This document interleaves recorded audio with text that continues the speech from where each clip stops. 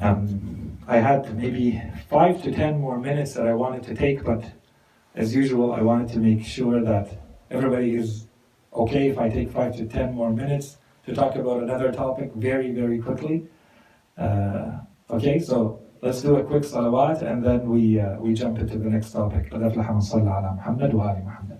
اللهم صل على محمد وآل محمد. We try in this next part to usually be a little bit more, especially in topics like today's, where they're a little bit more theoretical. We try to mention something a little bit more practical, and I'll leave it to you guys to come up with the practical applications of this. So we try to usually link it to either things happening in the world or events in the Islamic calendar. So one of the events that perhaps we have not really talked about much in the past, or a personality that we have not really mentioned in the past much, it just happens today to be their death anniversary, either today or 2 days ago. And this is a woman by the name of Fatima. This Fatima, however, is not the daughter of the Holy Prophet, Fatima Zahra alayhi salam.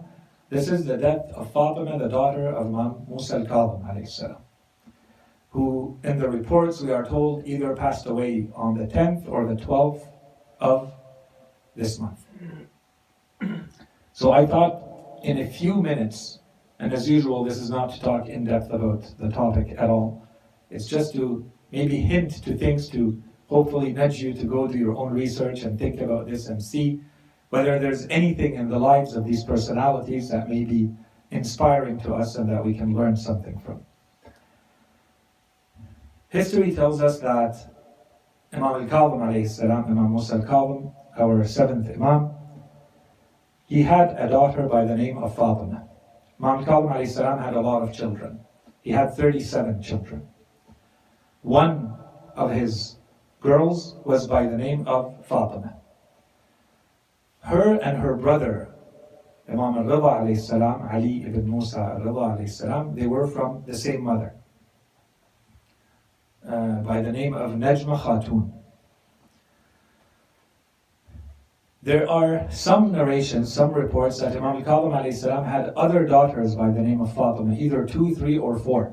In some of the reports, the life of Imam Al-Qathim alayhi salam, we're told that there was a Fatima al-Kubra, Fatima al-Wusta, Fatima al-Sughra, and Fatima al-Ukhra. So there might have been 4 of them. This Fatima is one of them. In the reports, we're told that she was born year 173 after the migration of the Prophet sallallahu alaihi wasallam. If you remember, Imam Al-Rida was born year 148, which means that there was a 25-year difference between them. She spent between 6 and 10 years with Imam Al-Qathim, who was then again and again jailed, and then he was poisoned in jail, and he was martyred. So when he passes away, she is between 6 to 10 years. There's different reports, we're not going into details now. 2 people were extremely impactful on her life from that moment on, after the little time that she spent with her father.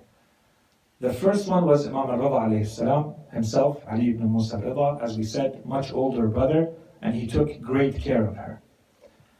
And the second one was her grandmother, the mother of her father, Sayida Hamida, who was also a saintly, pure woman and who took great care of this young child. We are told that from a very young age, everybody knew that she was saintly, pure, different, exceptional. There was something different about her. In one of the famous stories about her, we're told that there's a group of people, followers of Imam Al-Qathim alayhi salam, who had traveled to meet Imam Al-Qathim to ask him some questions. When they reached to his house, they saw that they were told Imam Al-Qathim alayhi salam had traveled and he will be back shortly. They waited, the Imam did not come back, so they wrote their questions and they left them in the house and they said, we'll come back to get them. And they came back shortly after that to pick up their questions. The Imam had not returned, but they were given answers to all of their questions But at the bottom of them, Fatima, the daughter of Imam Al-Qathim alayhi salam, had written that these are the answers of Fatima bint Al-Qathim, bint Mousa. And so they took the answers, they were happy with them because they respect the Imam and the answers came from his house, so they left. But as we said, she's a child. And as they were going back, they encountered Imam Mousa Al-Qathim alayhi salam on his way to his own house. And so they gave him the questions and the answers, and they told him, we left them, we got the answers back, this is what we got. So they want the Imam to examine these questions, they want his answers.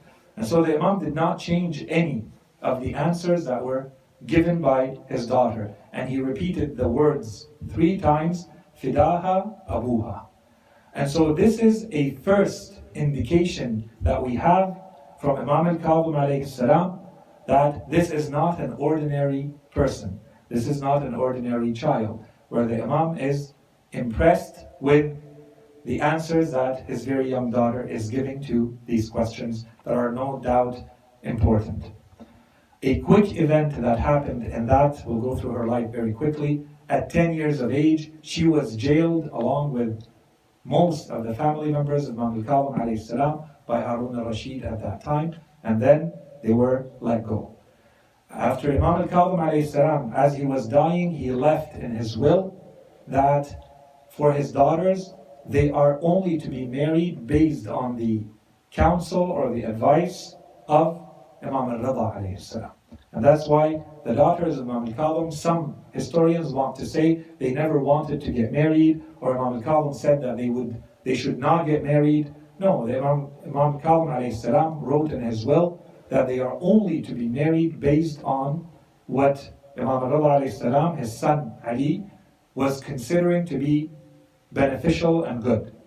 The problem is that none of them got married, and the way we are to interpret this is an indication of the disastrous state in which they were living, the difficulties in which they were living, and especially for people like Fatima, the daughter of Imam Al-Qathim alayhi salam.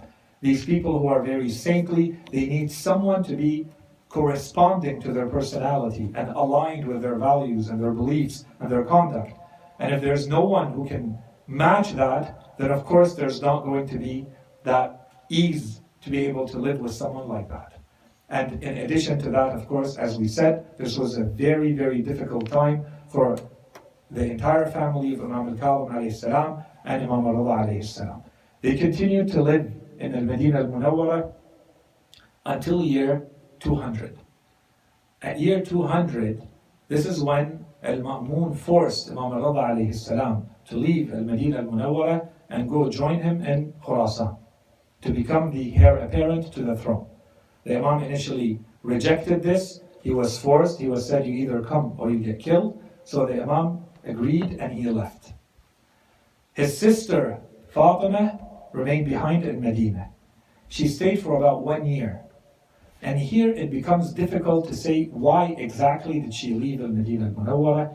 Clearly she missed her brother Imam Al-Hasan alayhi salam. There's no doubt about that. But many of the historians who analyze this period and who talk about the letters that would come and go and so on and so forth, they say no, she left Al-Madinah Al-Munawwara because she had a role to play. The Imam wanted her in Khurasan with him to handle some affairs and certain things that she could handle, especially on the woman's side. She could take care of things for Imam Al-Rida alayhi salam. So she might have been asked by the Imam to come join him. In any case, she took 23 people from her household, and together they formed a little caravan and they left the city of Medina towards Khurasan to go join Imam Al-Rida alayhi salam.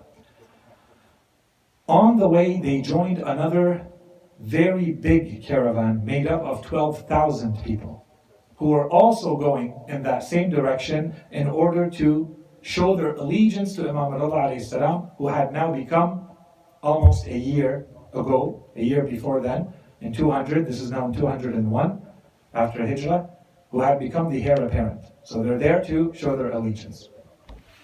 This group of people moves towards Khurasan, but they never make it there. They are attacked by the army of the Khalifa, by the army of Al-Ma'mun, all 23 people of the family of Fatima Al-Ma'souma were killed. From the 12,000 people, none made it to Khurasan. The people were either killed, or they were jailed, or they were wounded, and they set camp, and they joined other areas in those lands, and she made it to the town of present day, the city of Qum. That's how far she got. She stayed in a couple of houses, I'm not going to go into the details there, until she reached a place that is well known, and she remained there for 17 days, and then she passed away.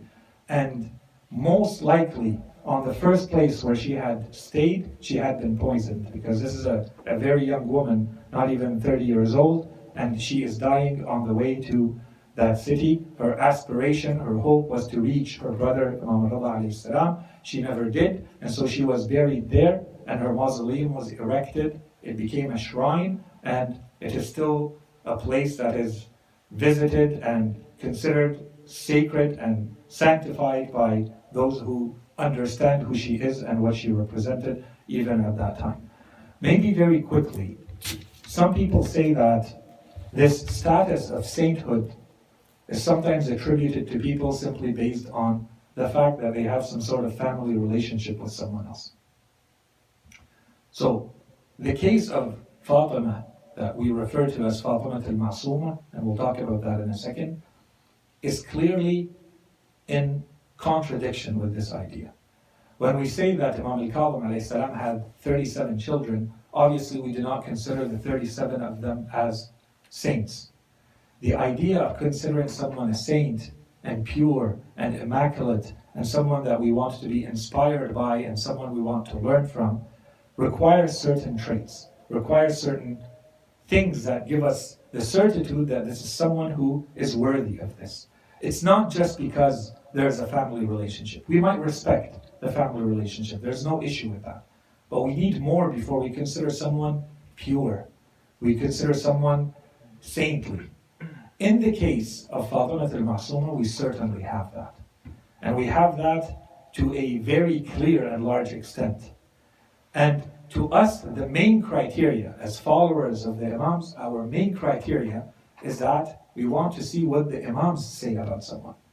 And if they tell us that this is someone saintly and worth respecting and worth following and worth venerating, then that becomes our main truth.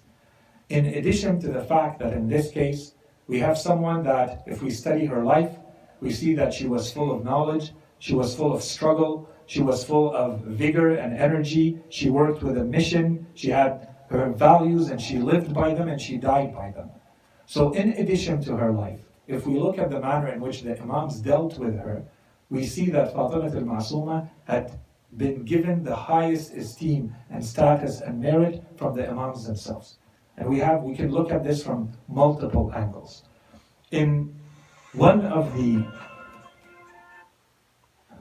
ways to look at this, if we look at the Imams when they talk about visiting her, multiple Imams have talked about visiting Fatima Al-Ma'souma. Imam Sadiq alayhi salam spoke about a girl that would be born out of his descendants, so way before she was born. She said that she would be buried in the city of Qum, and whoever visits her grave, they will be guaranteed heaven. And that she would do an intercession to those who love her and to follow her in the afterlife. This is before she is born, and her name is Fatima, he says. Imam al-Jawad alayhi salam, so he happens to be her nephew, he talks about the Sayidda Fatima, his aunt Fatima, and he says whoever visits her grave shall be guaranteed heaven.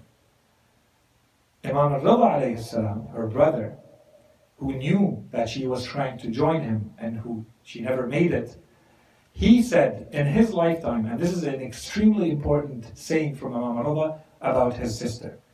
He is still alive, and his sister has now passed away, and she is buried in the city of Qum, and he's in Khurasan. And he says, whoever visits the Ma'souma of Qum, it is as though he has visited me. Now, first of all, he is the one who is naming his sister Fatima Al-Ma'souma. Is this the same isma and infallibility that we believe in the case of the Imam? No. She is not one of the 12 that Allah subhanahu wa ta'ala has told us are going to follow and form the cycle and the chain of imamah. But there's certainly something immaculate. There's certainly something pure and saintly about this woman that Imam al-Rida alayhi salam, who is unanimously considered as someone who is at the highest levels of spirituality and purity in Islam, says about her, whoever visits Al-Ma'souma, the Immaculate One of Qum, it is as though he has visited me. And this is an indication when the Imam says that, the Imam is basically saying this equal, whatever you hope to gain from visiting the Imam, whether alive or dead, as we believe, is going to be accomplished by visiting the grave of his sister Fatima alayhi salam. And of course there is this notion that comes back again and again. It doesn't mean that just because you went to visit a grave that you've now been guaranteed heaven. There's always a mention that we find in our reports that you have to be knowledgeable or recognizing of their status. In other words, you have to have a belief system in place. You know who they are, you know what they represent, you know what they stand for, and you don't have anything preventing you from receiving the benefits that that thing does. You have committed injustice and oppression against people, and then you hope to go and just because you visited a grave of a saint that everything is going to be forgiven. It doesn't work that way. But if you have done everything you need to do and you go, then you should be resting more assured that you have one further guarantee that you are on the right path and moving towards the Jannah, inshallah. I already spoke more than I wanted to. As I said, the point that we were trying to make is that when we say someone has a saintly character, someone like this woman, Fatima Al-Ma'suma, despite her short age, she died 1200 years ago. Today her mausoleum, her shrine is still there, visited by millions every year. There's a reason for that. This does not come out of nothing. There is some sort of merit, and subhanAllah, these things usually Allah subhanahu wa ta'ala is the one who takes care of showing the greatness, the splendor, the magnificence of these people in the way that He sees fit in this world. Otherwise, who would think that this woman, young and relatively unknown at the world level at that time, who ends up passing away, dying on the way to reaching her brother, she does not even make it there. 12 centuries later, her shrine is there to be visited by millions all the time, and people consider her a saint, and they study her life, and they write books about it, and they take inspiration from every aspect of her life.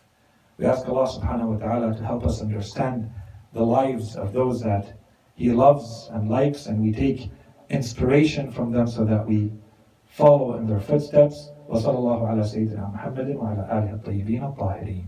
اللهم صل على محمد وآل محمد. If there are any questions, concerns, comments, online or here, please let me know. I don't expect anything online. Anything here? Just out of curiosity, yeah. So I know that Imam Hussein alayhi salam, he named, if I'm not mistaken, he named all his daughters by the name of Fatima, or most of them. Is that correct? Yes and no. Okay. And you mentioned Imam Qasim as well. So, does it have to do with the remembrance and the bringing back the spirit of Sayidda Fatima alayhi salam? Exactly. So in short, Imam Hussein alayhi salam, we have a narration that says that he was calling all of his sons Ali, and that he was giving them a nickname, some other name. And in fact, this is something that, as we have explained in the past, there was a war against the name Ali at that time. So the descendants of Imam Ali alayhi salam were making it a point. And some of Bani Umayyah, when they came to Imam Hussein alayhi salam and asked him, they wanted to mock the Imam. They said, who is that? They said Ali. And who is that? They said Ali. Who are they sons of? They said Al-Hussein. So that man, he mocked Imam Hussein alayhi salam, and he said, are there no other names? Has Hussein run out of names to keep calling his sons Ali? So they came back to Imam Hussein and they informed him, and he said, I swear that if God granted me 50 sons, I would call them all Ali. So the reason for this, as we said, is that And this lasted for almost 80 years, where Imam Ali alayhi salam was cursed on the pulpits, and no one was allowed to be called Ali at that time. And history is clear that during that time, they were even saying that if people had been called Ali, whether they were followers of Ali or not, they were changing their name to Ulay. And if you go back in history, it's very clear, just so that they're not tormented and persecuted and oppressed based on their name. The same thing was happening to Fatima. This represented now a political thing, a political ideology, and so the Imam made a point to keep calling their daughters and their sons by these two names to make sure that that line on those values and those teachings remain alive and don't go away. And that's exactly the point that we see with Imam Al-Qathim alayhi salam. That said, it does require more study to see exactly how many daughters did he have and what were their names. Certainly he had other daughters that were not named Fatima in the case of Imam Al-Qathim alayhi salam. In the case of Imam Hussein, it needs to be discussed whether his daughters not by the name of Fatima were actually called Fatima, and those were their nicknames, as was traditional by the Arabs, to give a name, and one name from the father, one name from the mother, and then nicknames given to every person. Okay, Thank you. are we good? Okay, وصلى الله على سيدنا محمد وعلى آله الطيبين الطاهرين.